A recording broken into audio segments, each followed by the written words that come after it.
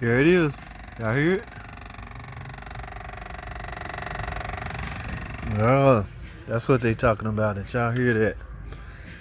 Now, it could be the recirc actuator. They thinking, oh, they got a ticking noise in their engine, but the car is not even running. So I'm sure y'all heard that in the beginning.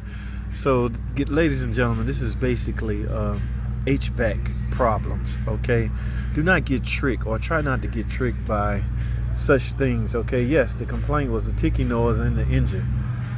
Check oil. Ran the engine for a while, no noise, no such noise under the hood, but just sitting here, I think the ignition switch on, I heard a ticking noise coming from this area, right in the area of the recirc actuator, guys. Whatever you do, maintain your composure and try not to get tricked by stuff like this. All right, hashtag shorts.